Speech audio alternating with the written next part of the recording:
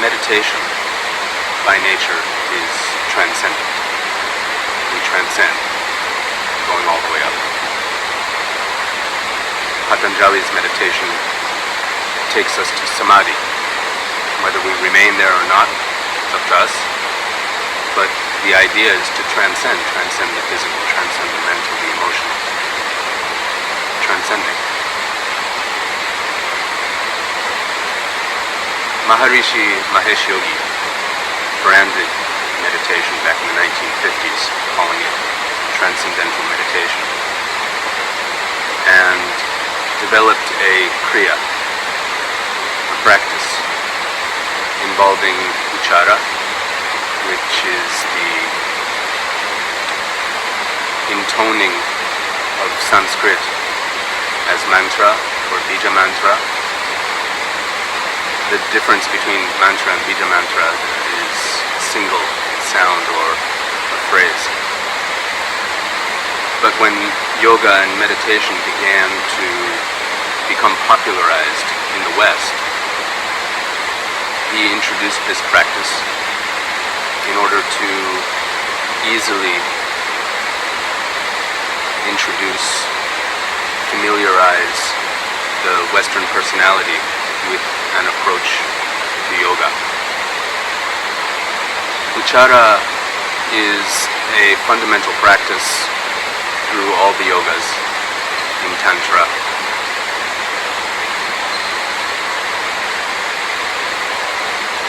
It involves the extended intoning of the sound, coupled with breath, focus.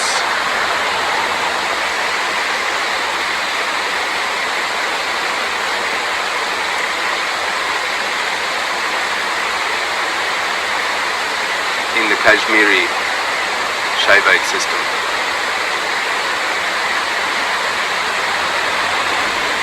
we work with a system of 12 chakra, 12 sounds, 12 bija mantra,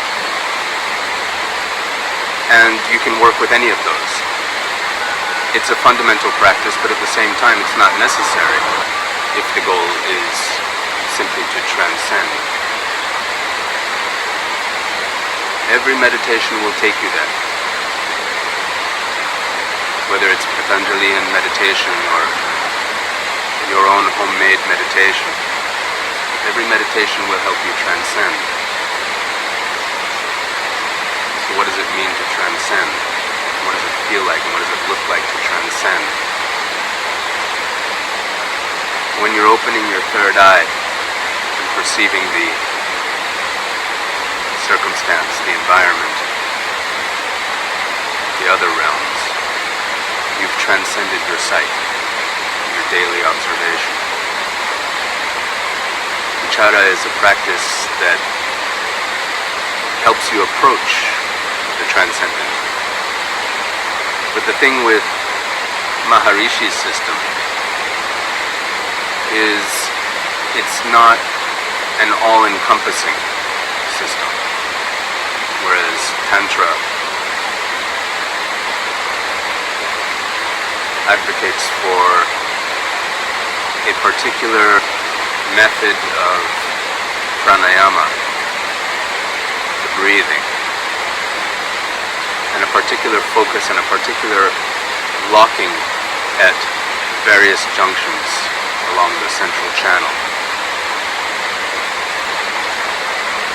One of the easiest mantras to practice with is the mantra Om, the bija mantra Om.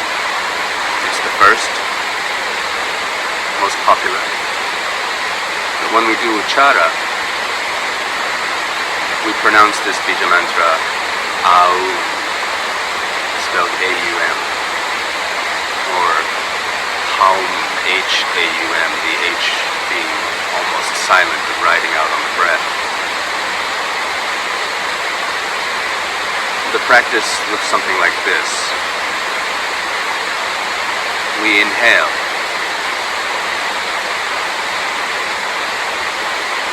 Following the light line of energy from the Muladhara chakra, the chakra at the base perineum, the pelvic floor, up through the navel, through the heart, and into the nasal cavity just below the Ajna chakra, the third eye.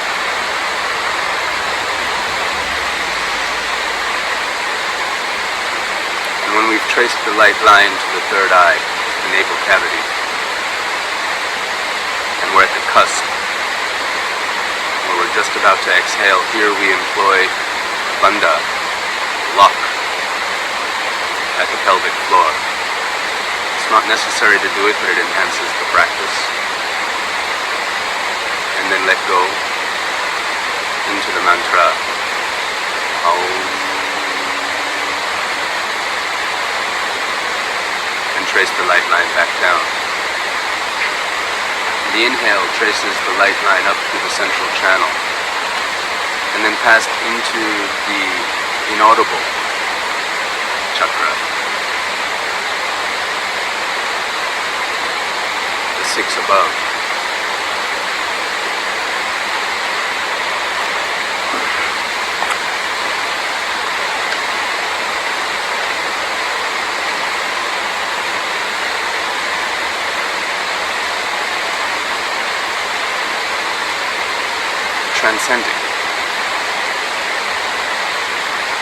Transcending the sound, transcending the feeling.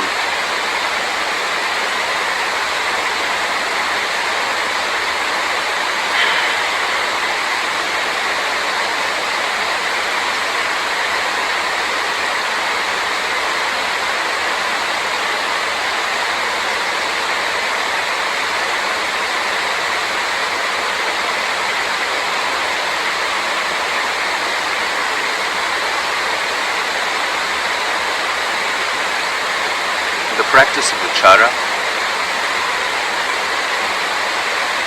The practice of Uccara is a practice that is fundamental throughout all the lineages, all the sampradaya, the families of the yogin, the schools of yoga. This practice of extending the intonation of a bija mantra or a mantra, individual Sanskrit word or phrase, is in combination with a breathing practice and a focus along the central channel called Sushumna Nadi. And we trace this light line and follow the prana as it rises from the base chakra at the pelvic floor, all the way up into the nasal cavity and the third eye at Ajna chakra to 6 inaudible chakras above. The Kashmiri Shaivite system is a system of 12 chakras. And we can focus on 12, or we can focus on 11, or we can focus on 7. But the practice of Uccara itself is fundamental to all of the schools, all of the families. And it can be approached with or without the bandha, the locks at the Mula bandha, at the Muladhara chakra, without the locks at the heart chakra, Dhyana bandha. It can be approached without the visualization. It can be approached with eyes open or eyes closed. The point of Uccara is to transcend the moment. So if you are chanting and intoning with your eyes open, and you're not lost to distractions of sight, then fine, you've transcended the moment, you've transcended your sight. If you can maintain the lock at the pelvic floor without putting your heel under the perineum in that particular asana that keeps your focus there, then you can sit on your bed in any comfortable position and do the same. If you can maintain the intoning without tracing visually the light line, but rather knowing that you're rising, then fine, you don't need visualization either. These are tools to help you transcend this physicality, transcend these five senses, these particular limitations of the body. Because that's what transcendental meditation is. Helping you to transcend the moment of being here in our human forms. But this human capacity, this human condition of ours, it's rather amazing. We talk about transcending, but I believe it's a kind of misnomer, this transcending, because while we're in our bodies, using our physical senses, the higher senses are operative at the same time. Now maybe I'm going a little bit advanced here. Maybe the layman approaching yoga, approaching these concepts, these philosophies for the first time, has absolutely no idea that there's an existence beyond the body-mind here. Okay. Maybe I've taken it too far. Maybe that's why the sages recommend this Uccara approach to God consciousness. When choosing a mantra, you can choose any mantra you want. It doesn't have to be given to you by the Guru. Om is for the one God, for the Lord of all, Shiva. Aim for the goddess, or for the Guru.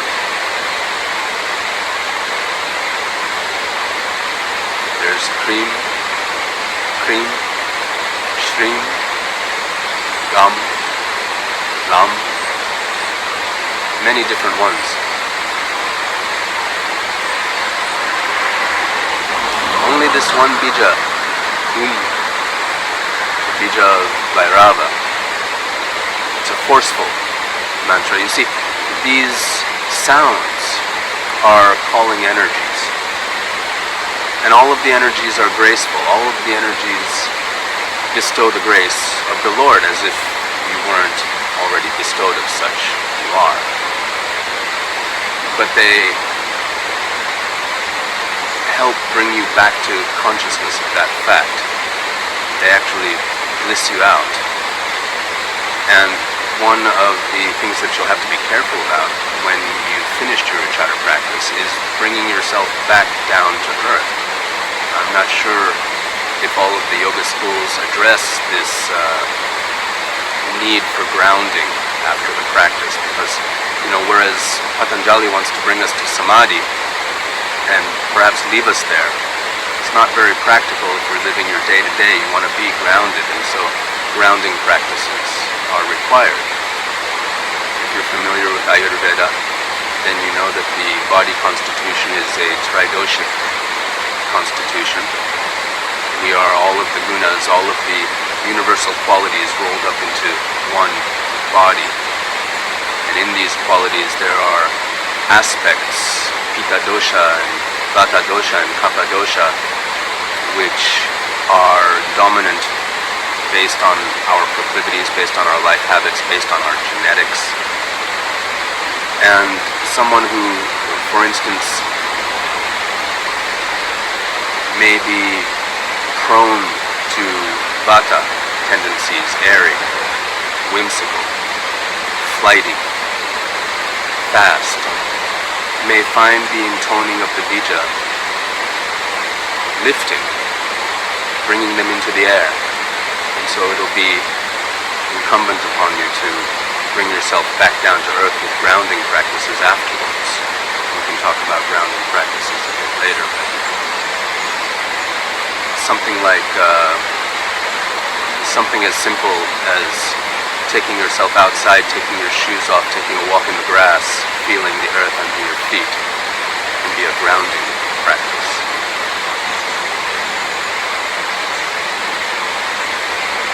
There's a method and approach to the light visualization, the light line as you go up. Each Sanskrit letter of a bija mantra having its place in the chakra line. So for instance, if you're using the original mantra, Om, then the first letter, A, is going to be focused at the Muladhara, the pelvic floor, all the way up to the navel.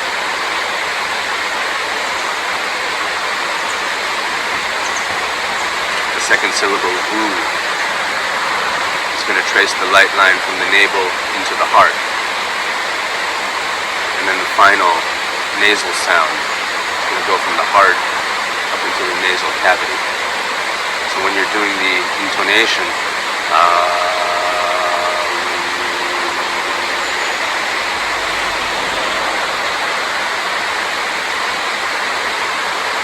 and visualizing,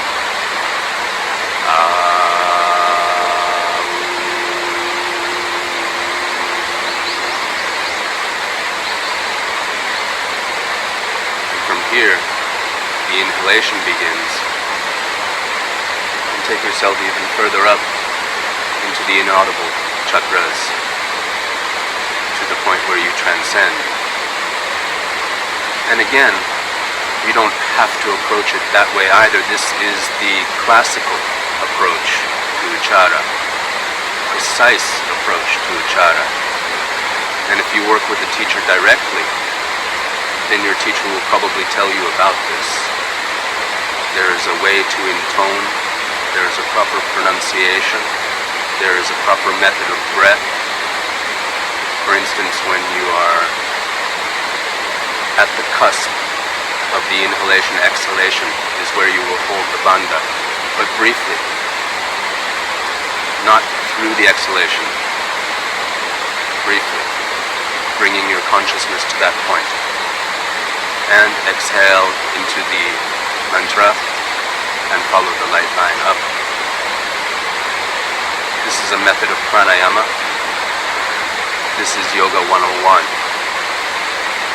Every lineage follows this program of Uccara, of reaching for the transcendent through sound.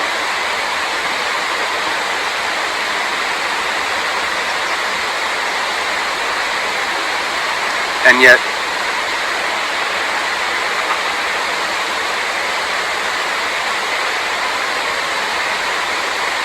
even the layman, when we approach meditation for the first time, without knowing any of this, without knowing the rules of yoga or the approaches of yoga, the approaches to the Lord, the approaches to innocence, the approaches to remembrance of who I am, my fundamental nature.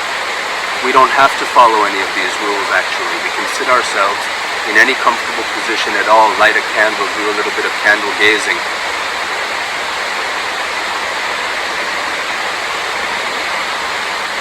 and transcend the moment. Go deep into our vision.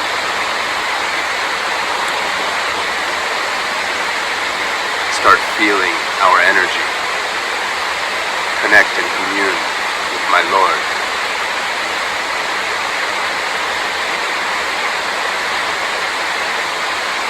And yet if this is a practice that you do want to approach, you feel called to the practice of mantra, perhaps Sanskrit is not the language that you want to work with.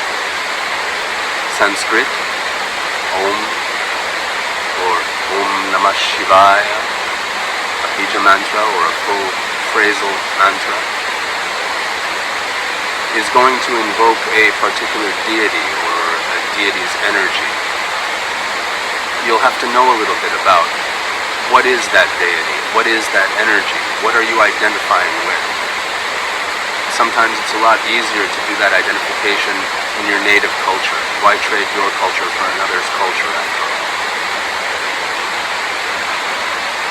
If you are a nature-loving, nature-worshipping, nature-respecting soul, then whatever's going to connect you with that nature and transcend the cultural bias and social programming and samskaric impressions that are ruling your day-to-day or tend to veil your perspectives of the moment, then whatever's going to allow you to transcend that is the place that you want to be and the words that you want to work with. If you are a Christian, then maybe it's the sayings of the Jesus Christ that are going to resonate with you the most. And take one word, the chants that you use when you do the rosary, Hail Mary, full of grace. Maybe that's the one that's going to connect you with the feeling that you need to transcend the moment. you are a Jew, or you've been working with Kabbalah, and it's the Hebrew language, Shema Yisrael Adonai Eloheinu Adonai Echad. Blessed, hear Israel. The Lord our God is one. Adonai Echad. Adonai Echad. Maybe that's the language that's going to help you to transcend the moment.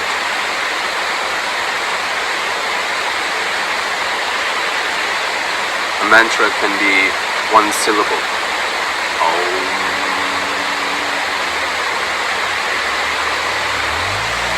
A mantra can be a phrase.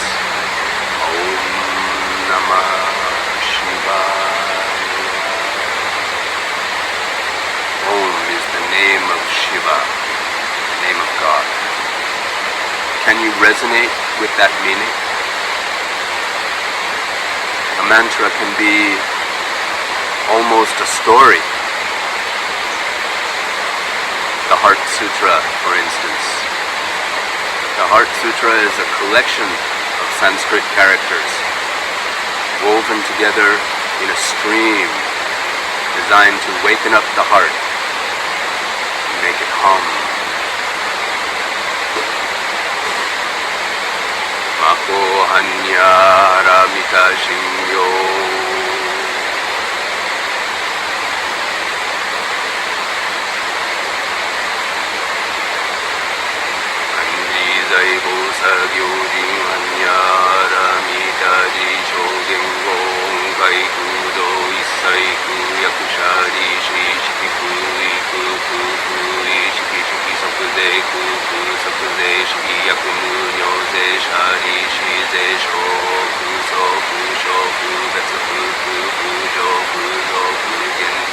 And it goes on like that for 2 or 3 more minutes. The Chinese, the Japanese, the Hebrew, the Sanskrit, every country, every language has their means of transcending the moment, their transcendental meditations. You don't have to go into another language, English, for me. When I say, my Lord, that is enough to bring me right into the moment. Because those 2 words, my Lord, for me are reminding. They bring me to a point of recollection of my entire life's worth of feeling regarding this particular concept. God consciousness and God relationship and God communion and original nature, innocence, the origin story of the human condition, my Lord, allows me to recall that. What allows you to recall that? It's enough. And then there's the even further transcendent practice that brings you right into the void, beyond any visualization, beyond any appreciation of bliss, beyond everything. Brings you to the great silence. This mantra is Niti Niti, Niti Niti, not this, not this. Neither this thought, neither this thought. Neither the right side, neither the left side. All of these thoughts which cross my mind every moment, not this, not this. This is not the truth that I'm seeking. And what is the truth? And this process of thought negation, slowly, gently, steadily, brings you to that space between the thoughts. Slowly, they stop. And you found yourself transcendent of everything. And in order to go to that place, to approach that state, you don't need to sit in the lotus position, you don't need to focus on any light, you don't want to focus on anything, you're searching for the void, you're searching for silence. These are advanced and beginning practices of Uccara, of transcendental meditation.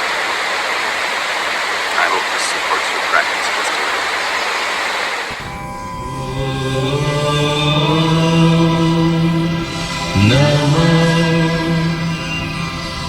Shiva.